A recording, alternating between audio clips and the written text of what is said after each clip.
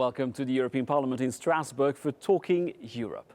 Despite the crisis, Europe remains the world's largest economy.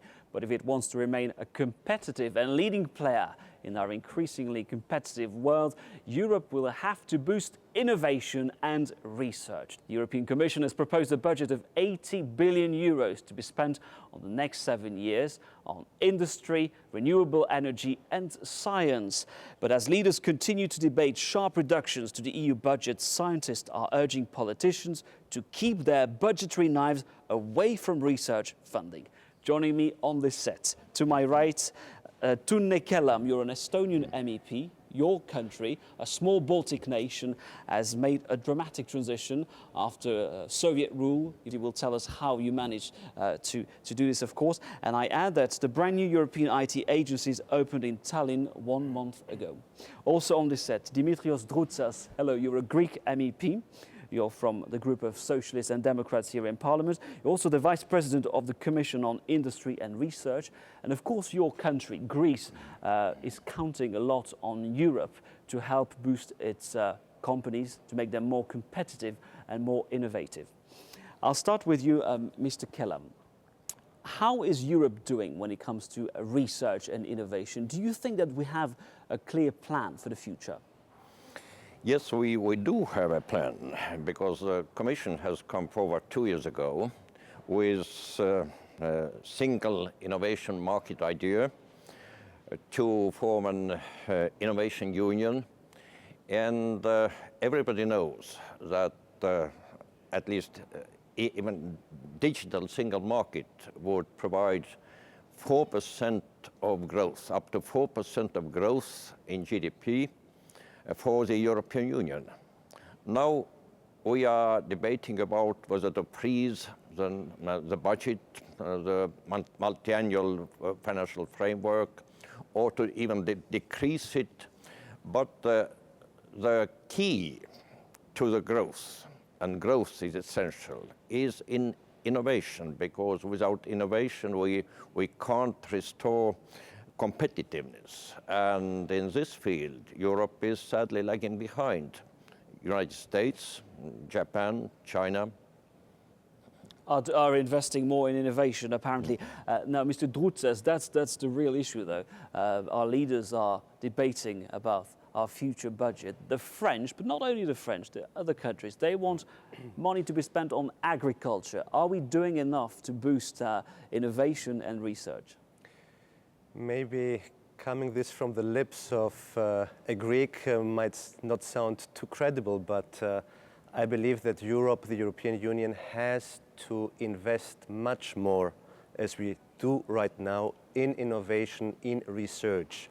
These are chances that Europe must not miss. These are very important times for the whole of our European Union. So looking into the future and investing into the right areas, and innovation, research are the areas of the future, is the only right thing to do. And this is why I think that our leaders in the European Union, although I fully understand the concerns regarding the financial crisis, that we have to cut expenditure and so on and so forth. This is right, but we should not cut at the wrong areas. Research, innovation is the future also of the European Union, so we have to invest more in that. Let's be very concrete. If the European Commission is allowed to spend 80 billion euros on research, development and innovation in the next 7 years, imagine I'm a small Estonian company. I've got a brilliant idea, a brilliant product I want to put on the market. I want help from Europe. How does it work? I think it's a two-way street. Of course, the European Union has to provide a very favorable framework for any new ideas and for their implementation.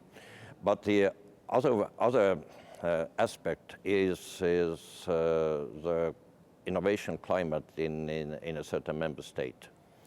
And we have seen it in case of patents.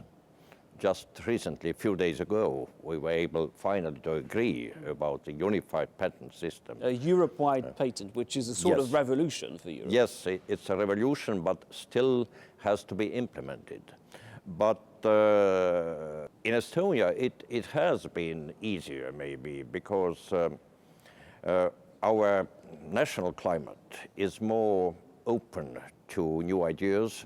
I think it's a question of small nation, but we have lots of good ideas, and just to mention one, the Skype idea, which Skype was is indeed an Estonian invention. which was created by a team of mainly Estonian researchers.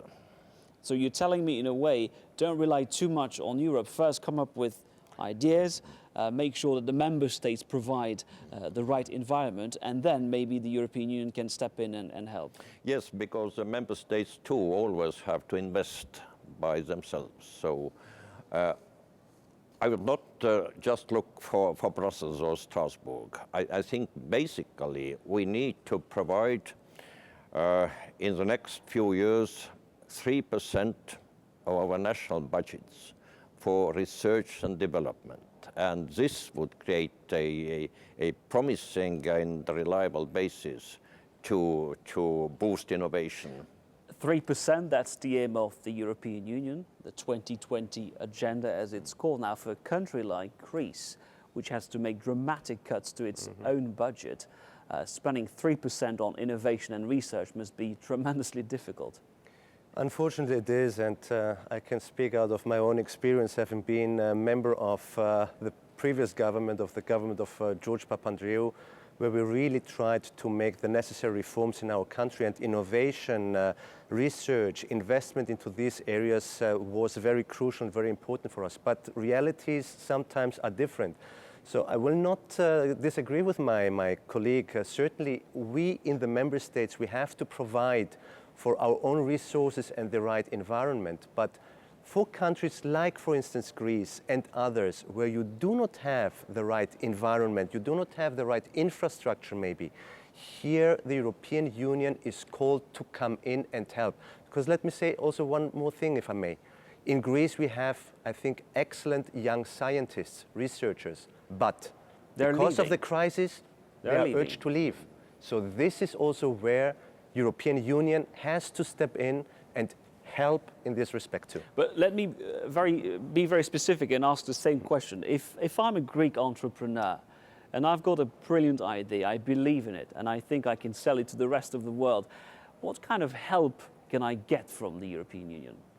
Well, we are accused, rightly so, in Greece that we still have too much bureaucracy, too much red tape, as it is called, and we are doing our best to cut this.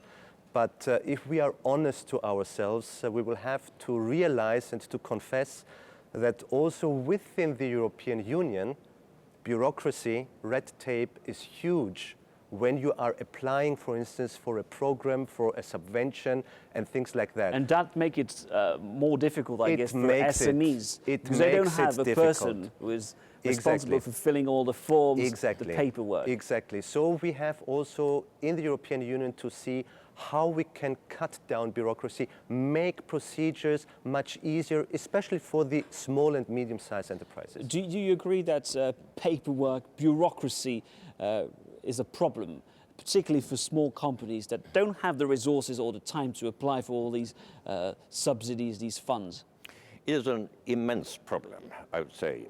And this reminds me of the old Soviet time Khrushchev 7-year plan, which was a very ambitious one, to catch up with America in technical progress and then to bury America.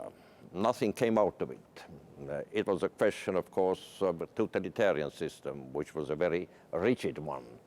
But still, this somehow reminded me when I learned first about Lisbon strategy. It was the same, to make Europe the most innovative, most dynamic economic region in the world. And now here we are. America has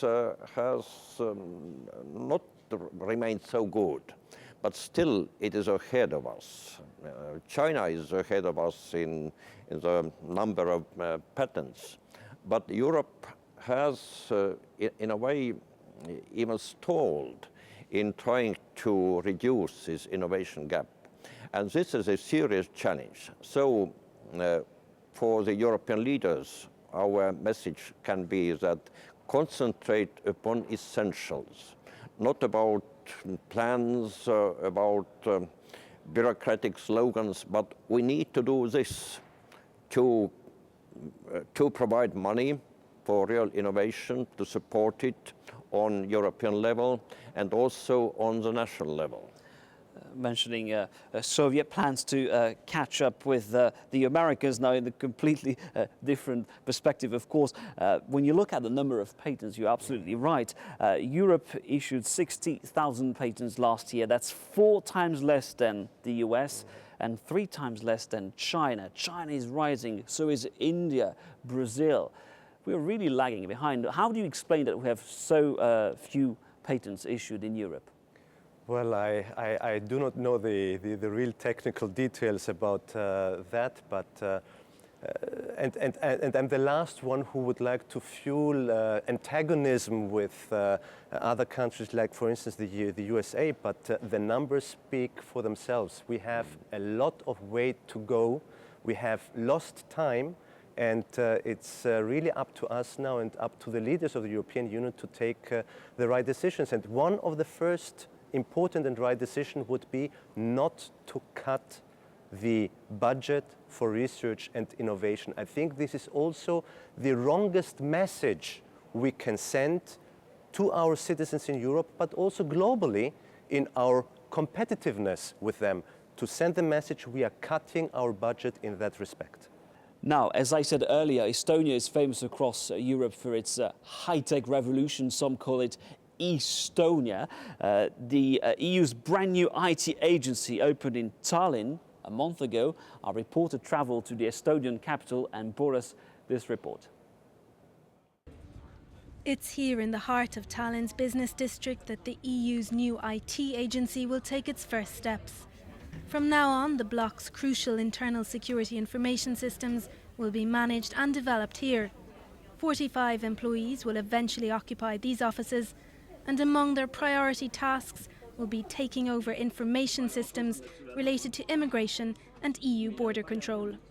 This smart borders package, which means that it's going to be an entry and exit system for the whole European Union border, which means that the third country nationals are going to be registered when they are entering or exiting European Union. The agency's opening here is a big boost for tech-savvy Estonia. 80% of foreign investment into the tiny country comes from other member states. The agency's budget next year will be a modest €41 million. Those involved say it'll be money well spent. And indeed, the member states have recognised that there are economies of scale to be achieved by having these managed by a single agency. So, in fact, it's because of the recognition of the need for economies and being prudent with budgets that the agency is being set up. The decision for establishment of the agency, although it is a public body, has purely business reasons, cost efficiency and better management and further evolution of those systems. So is it possible to reconcile big ambitions with a small budget? Here in Estonia at least, they think they found the answer. TUNNE, KELAM, as we heard in our report, people there insist that it's value for money, a brand new IT agency in Estonia. Is it a good initiative? Yes, it is, and Estonia has not applied for any other agencies of Europe, but proceeding from our experience and our profile that we had to concentrate on innovation and e-technologies because of, let's say, reduced numbers of our people. We don't have too many people. And an aging population. Yes. But that's true about the rest of Europe yes. Also. So we had to make this start, and I'm very happy that we succeeded to have this agency, because this would provide the largest database of any kind of information concerning freedom, justice, immigration, visa problems, and I hope and I look forward that it will become a center of excellence, technical center of excellence on European scale. As a Greek representative here in the European Parliament, Dimitrios Droutsas, what do you expect from the European Commission when it comes to research? That kind of initiative, of course, is very interesting. It's a one-off, though. We can't create a brand new agency in Greece, but very concretely, what could we do to help struggling companies in Greece? First of all, let me say that it's, I think, a very important, also in symbolic terms, move to grant Estonia, Tallinn, this new IT agency, because Estonia is really a protagonist, a forerunner in those issues in Europe, and it's good to have it here. And let me also say that we try in Greece to make use of the so-called best practices, and we have signed an agreement with Estonia in order for Estonia to help support Greece in the necessary reforms also in the IT sector. And I think in this direction also the European Union, the Commission should act.